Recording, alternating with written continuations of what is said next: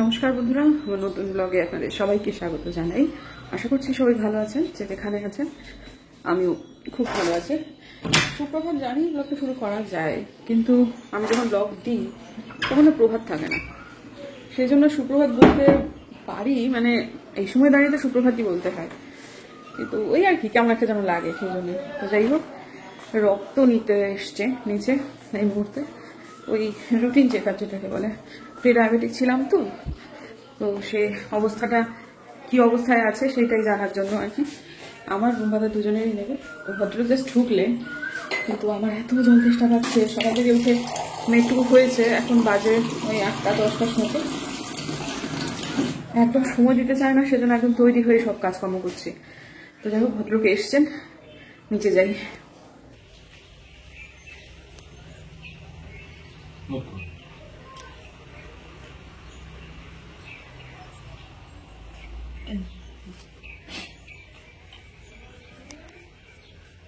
কেন অনুভব করছো তুমি?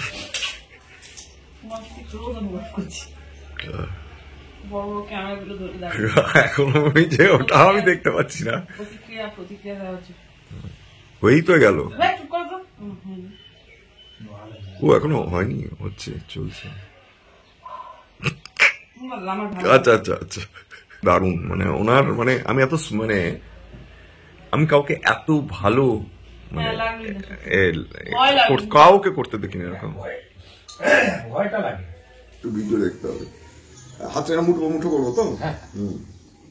তুমি ভিডিও করো না। এইবার কিন্তু ন্যাকামি করছে, জানেন তো।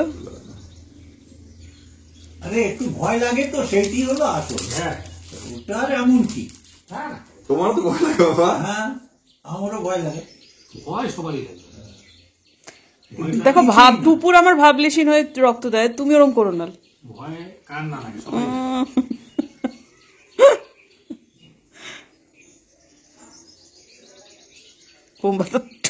করো না।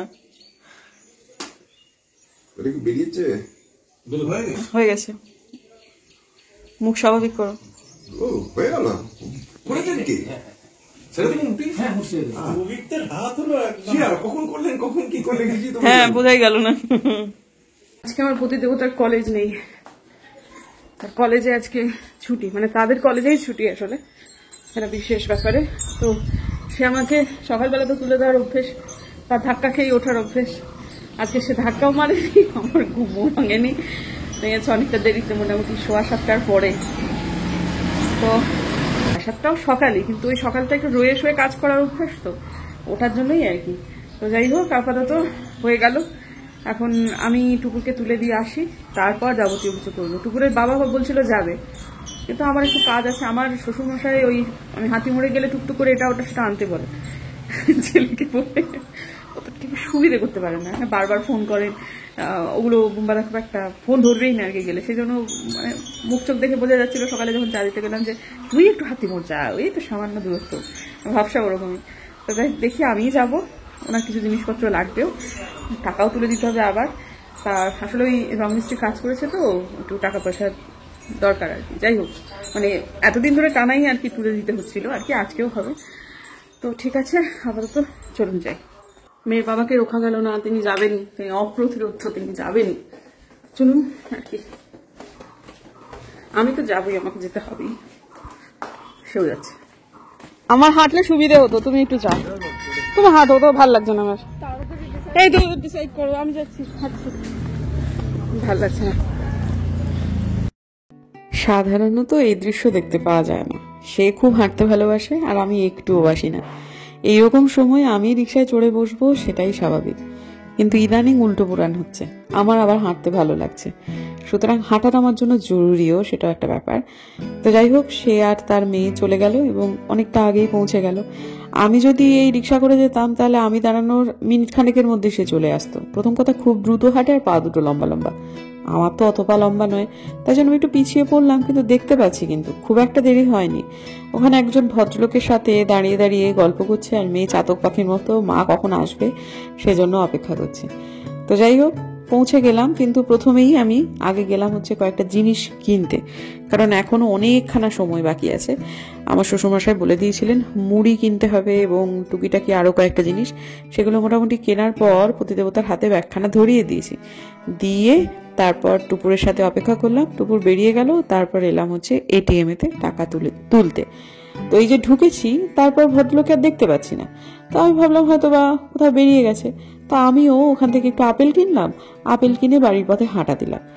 ঠিক এইরকম সময়তেই হঠাৎ করে আবার ফোনটা বেজে উঠলো। সে বলছে, কোথায় তুমি? আমি তো তোমার জন্য অপেক্ষা করছি। তা আসলে কোথায় একটা যেন ফোন এসেছিল, একটু হাঁটতে হাঁটতে একটু ভেতর দিকে কোথায় একটা চলে গেছিল।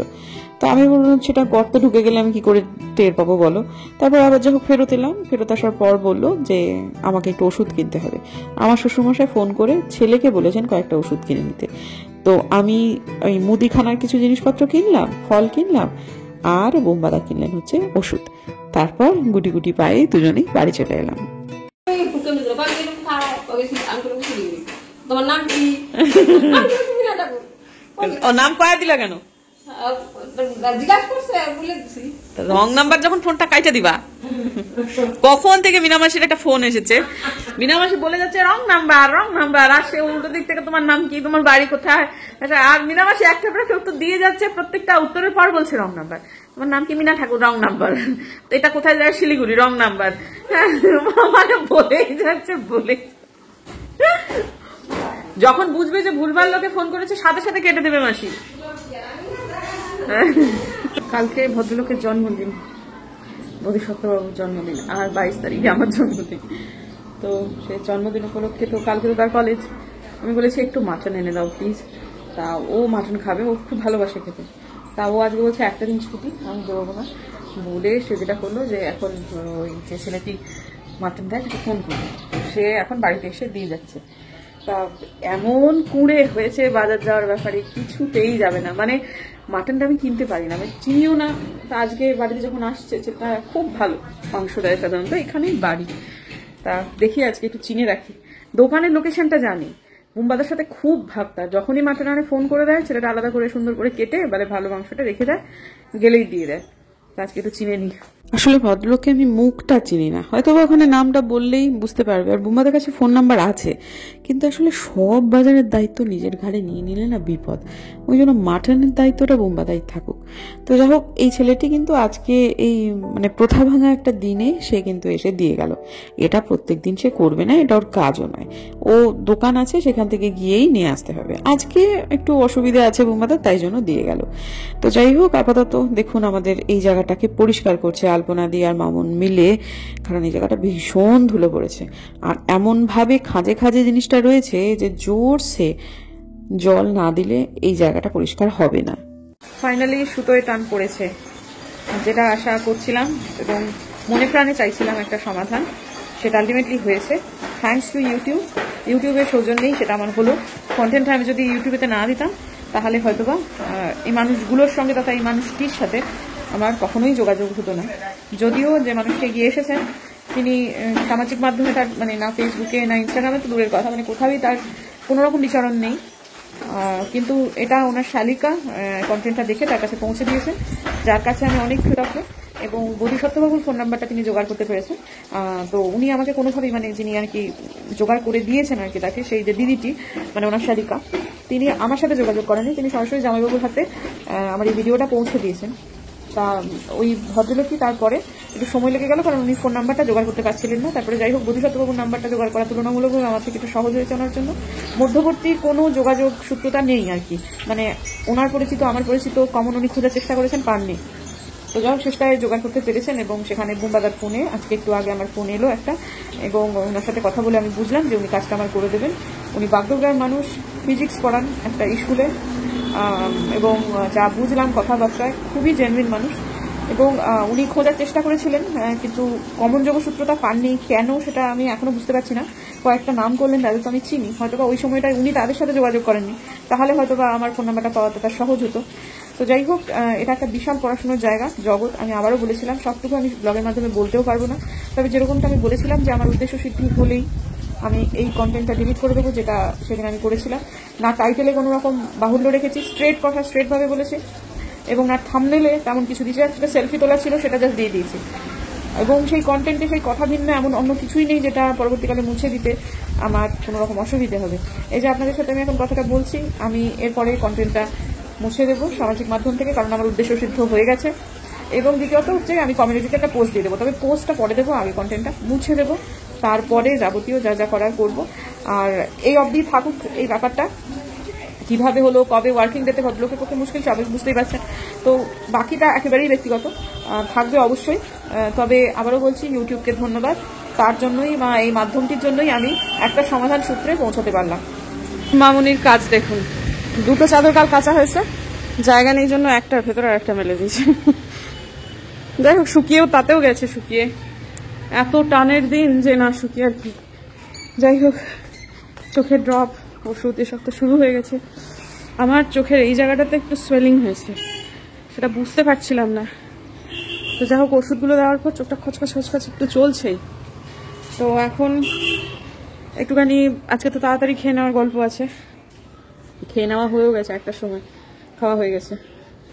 তো একটু পদ্ম গাছটাকে দেখতে এলাম, গাছগুলোকে একটু জল চেঞ্জ করে দিই, না করলে উপায় নেই আর কি। দিনে গাছ নিয়ে ওদের সাথে একটু রাগারাগি হয়েছিল, সে ব্যাপারে অনেকেই আমাকে অনেক কথা বলেছে। ব্যাপারটাকে একটু অন্যভাবে ভাবুন। পার্কের খাতিরে ধরে নিন না যে আপনাদের বাড়িতে একটি পোষ্য আছে, কুকুর হতে পারে, বেড়াল হতে পারে, পাখি হতে পারে। কেউ একটা আপনার বাড়িতে কাজ করতে আসছে, সে রং মিস্ত্রি, রাজমিস্ত্রি যাই হোক না কেন, বা কেউ একজন আপনাদের বাড়িতে আসছে, ওই মিস্ত্রি ছেড়ে দিন, সে কি আপনার ওই পোষ্যকে ক্ষতি করবার অধিকার রাখে? তার কানটি মুলে দেওয়া, তার লোম উপড়ে দেওয়া, তার পালক ছেড়ে নেওয়া, এগুলো হলে আপনারা প্রতিক্রিয়া দেবেন না? আমার কি আর কোনো পোষ্য আছে? আমার গাছগুলোই আছে, তাদের যত্ন করি এবং তাদের প্রাণ আছে। এটা একটা খুব জঘন্য মানসিকতা, মানুষের ক্ষতি করার মানসিকতা। এদের অ্যাকচুয়ালি মানুষের ক্ষতি করার ইচ্ছা থাকে, সেটা না করতে পেরে এরা এইভাবে করে বিকৃত মানসিকতা, এইভাবে তারা মানে কি বলবো, এই সমস্ত মানুষ তাদের প্রতিবাদ করতে হবে এবং সেটা সোচ্চারে করতে হবে। আমি মনে করি আমি প্রতিবাদ করেছি, প্রচন্ড রাগারাগি করেছি এবং আমি তাতে কোনো ভুল করিনি। এবং এরপরও যদি এরকম হয় আমি একই রকম ভাবে করবো। নতুন করে একটা জিনিস তৈরি করছি, সে নির্ভেজাল নির্বিবাদী একটা জিনিস, যেহেতু সে তার প্রতিবাদ করতে পারছে না, তার মুখ নেই, সে খ্যাক করে তোমাকে কামড়ে দিতে পারছে না, তাই জন্য তুমি এরকম করতে পারো না। আমার শ্বশুরমশাই যেদিন এই কামিনী ফুলের গাছ কেটে দিয়েছিলেন, সেদিনই আমি জন্য কান্নাকাটি করেছি, সেটাই আমার প্রতিবাদ ছিল।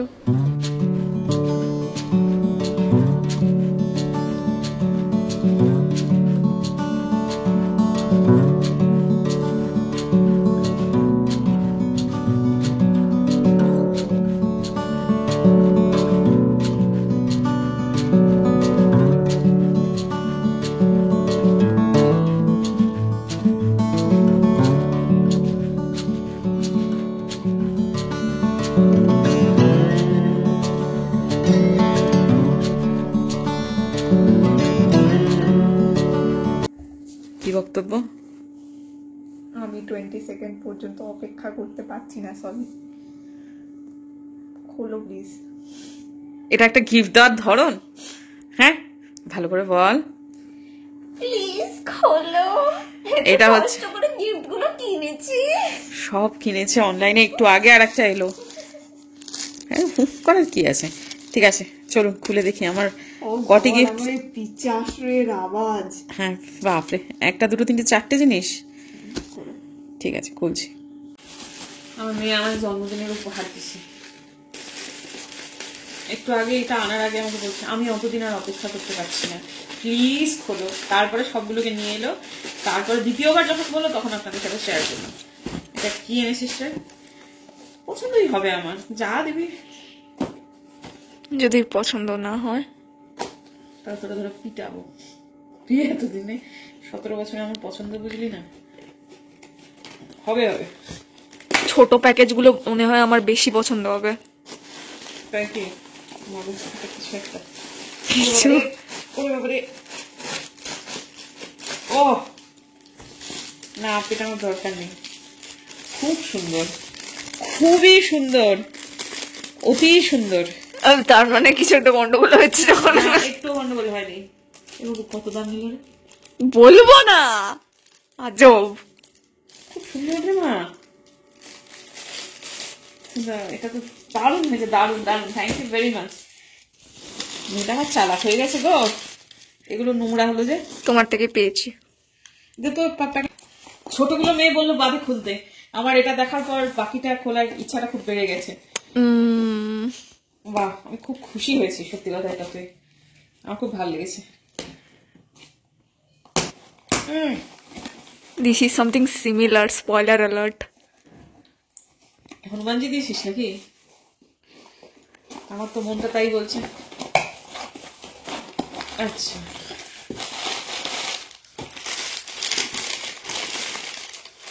আরে বাস, আমি জানতাম, বললাম যে হনুমানজি। খুব সুন্দর হয়েছে, থ্যাংক ইউ ভেরি মাচ, খুব ভালো লেগেছে আমার। থ্যাংক ইউ মা, থ্যাংক ইউ ভেরি মাচ। আচ্ছা, এবার এগুলো খুলবো? হ্যাঁ খোলো। আচ্ছা আচ্ছা, এগুলো আমি পছন্দ করেছি, এবার যদি পছন্দ না হয় আমি রেগে যাবো। না না, পছন্দ হবে না, অত মজা করে বলছি।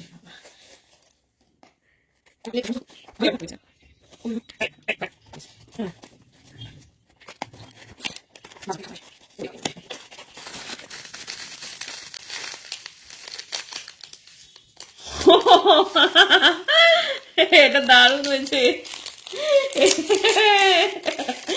এটা ফ্রিজ ম্যাগনেট, চাবাত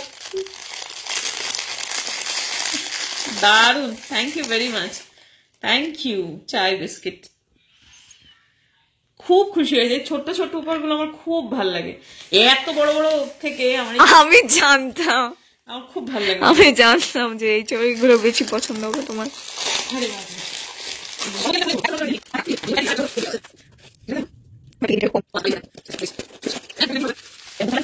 একজন তো হুক্কা টানতে মানে গাঁজা টানছিলেন, সেটা তো আমার দোষ না, মানে সেটা তো একটা আমি কিনেছি, ওরকম কিছু নয় তো। আচ্ছা, এটা কি? এটা সে কি খাচ্ছে? ডিম ডিম। তোমার এটা কি মনে হয় এক্স্যাক্টলি হওয়া উচিত? মুড়ি, রসগোল্লা। ওইটা, এটা রসগোল্লা, তার উপর আবার কেশরও দেওয়া আছে। বাহ, চমৎকার, খুব সুন্দর। খুব খুশি হয়েছি এই 4টি উপহার পেয়ে। 4টি আমার বড্ড পছন্দের, খুবই পছন্দের। ফেভারিট কোনটা অনেস্টলি বলো? এটা এইটা সত্যি খুব আনন্দ পেয়েছি। থ্যাংক ইউ মামা, জন্মদিনের এত আগে উপহার পেয়ে গিয়ে খুব ভালো লাগছে। এবার এগুলোকে নিজের নিজের জায়গায় বসিয়ে দিয়ে আসি। খুবই খুশি হয়েছি সত্যি কথা। আর মেয়ের বাবার জন্য মেয়ে কিনতে যাবে আমার সাথে, ও বাবাকে দিতে গেলে সব থেকে খুশি হবে যেটা পেলে, সেটা যে বই, সেটা একটু বাদে কিনতে যাবে। আমি আর টুপুর এখন বেরোচ্ছি বোমা দাদার উপহার কিনতে। কিন্তু বন্ধুরা, ব্লগটা ইতিমধ্যেই মোটামুটি প্রায় 17 মিনিটের ওপর হয়ে গেছে। একটা প্রাত্যহিক ব্লগ ওই 20 মিনিট 25 মিনিট এত দূর টানা আমার মনে হয় না প্রত্যেক দিন মানে দরকার, তাও হয়ে যায় কোনো কোনো দিন, ঠিক আছে। তো আজকের দিনের ব্লগটাকে আমি এই পর্যন্ত রাখতে চাইছি। একটু বাদে থেকে আমি নতুন ব্লগ শুরু করব, মেয়ের সাথে বেরোবো, কি উপহার কেনা হচ্ছে, তারপরে রাত্রি 12টায় আদৌ কিছু হচ্ছে কিনা বা কি বৃত্তান্ত, সেগুলো সমস্ত আমি পরের ব্লগের জন্য রাখতে চাই। ব্লগটা এই অবধি রাখবো কারণ যে স্পেশাল আমার হাজবেন্ডের জন্মদিন উপলক্ষে যে স্পেশাল ব্যাপারটা তৈরি হবে সেটা ঠিক এর পরের থেকেই শুরু হবে। তো যার ফলে আজকের দিনের জন্য বিদায় নিচ্ছি বন্ধুরা। যদি আমার ভিডিও ভালো লাগে তাহলে প্লিজ সাবস্ক্রাইব করবেন, পাশের নোটিফিকেশন বেলটাকে অন করবেন, যাতে ভিডিও দিলেই নোটিফিকেশন চলে যায় আপনাদের সবার কাছে। দেখা হচ্ছে আগামীকাল, ততক্ষণের জন্য